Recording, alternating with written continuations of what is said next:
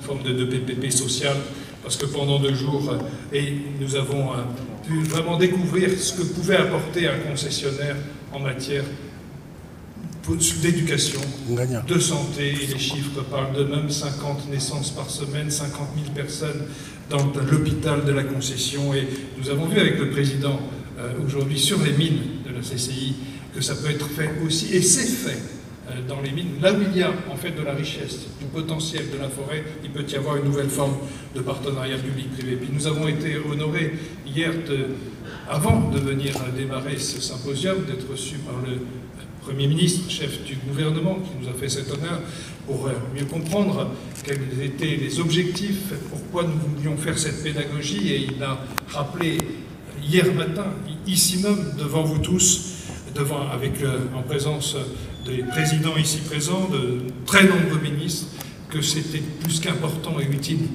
aujourd'hui de mieux comprendre le partenariat public-privé, de mieux comprendre la différence entre le partenariat social et les concessions et les partenariats marchands. Et nous avons eu de nombreux interlocuteurs. Et hier matin, je salue mon ami Freddy Kita, qui a traversé le fleuve, votre frère, qui a une loi depuis 2019 et qui, je n'en doute pas, souhaitera organiser un tel symposium en RDC l'année prochaine. Merci à Michel Sapin d'être venu avec une délégation importante. Je ne pourrais pas reciter tout le monde parce que vous les avez rencontrés, vous avez écouté dès cette première journée la nécessité, d'abord la subtilité de l'outil des PPP, la nécessité d'avoir une loi qui pourrait sortir assez rapidement pour en effet donner envie d'en faire et surtout avoir l'outil juridique nécessaire pour faire des partenariats sociaux et des partenariats marchands. Et nous sommes à vos côtés pour vous accompagner. Bruno Fouque nous a rappelé hier aussi, parce qu'il est vice-président de la commission de la francophonie, l'importance d'une langue que l'on a en commun et qui nous permet de mieux travailler du nord au sud. Et croyez bien que tous ceux qui m'ont accompagné dans cette délégation sont heureux de venir en Afrique, sont persuadés que l'Afrique, c'est l'avenir de l'Europe et que la relation France avec l'Afrique doit être aussi partagée avec les Européens. Et sachez que moi, je dis souvent à titre personnel à des amis agriculteurs, mais pourquoi l'hiver tu coupes du bois? Pourquoi tu ne viens pas créer une coopérative agricole? Parce qu'il y a énormément de terres arables que l'on a vues.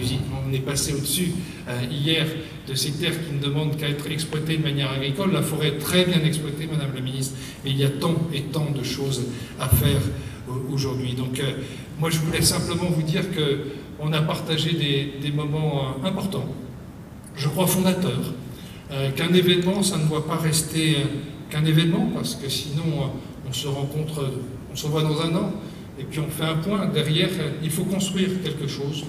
Le gouvernement, très clairement, a, j'ai le sentiment, dans les discours du Premier ministre, la volonté de faire évoluer cette loi.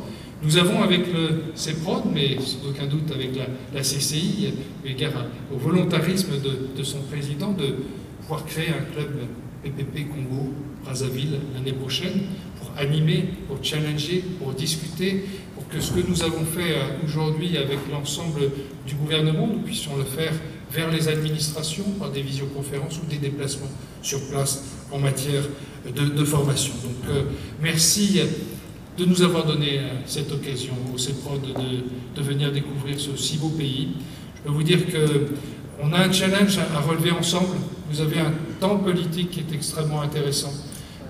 Nous avons 3 mois pour continuer à discuter de l'évolution d'un cadre juridique qui pourrait être prêt au lendemain d'une élection présidentielle qui aura lieu prochainement.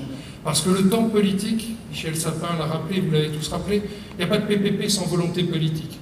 Mais tout le monde sait qu'un maire ne lance pas des projets un an avant une élection, qu'on ne va pas lancer des projets maintenant alors qu'il y aura un nouveau gouvernement renouvelé avec un président de la République dans 3 mois. Donc c'est le moment de préparer les ministres, les administrations, à être prêts à démarrer des investissements nouveaux pour 2021 et les années qui viennent.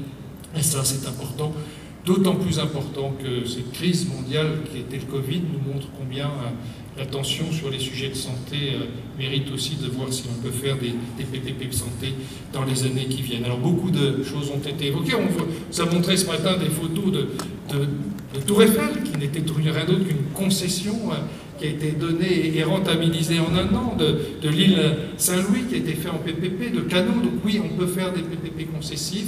Je porte souvent aussi la parole des PPP sociaux, parce qu'on ne peut pas avoir un développement économique de qualité. Le président l'a rappelé, il a besoin demain d'un rail pour emmener le fer à la ville, mais il y a besoin aussi d'éducation et de santé pour les employés et les salariés, pour que demain, en effet, il y ait une grande confiance.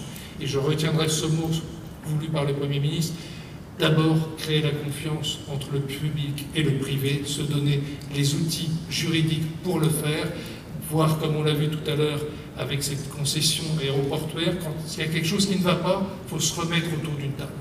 PPP, hein, c'est comme un mariage, si on veut que ça dure longtemps, même si c'était un contrat de 30 ans, qu'on peut quand même renouveler, si on ne discute pas un tout petit peu autour de la table régulièrement, les choses se fragilisent, et donc c'est important de voir cela dans le temps. Je tenais à vous dire combien je suis heureux et fier d'avoir animé ce séminaire.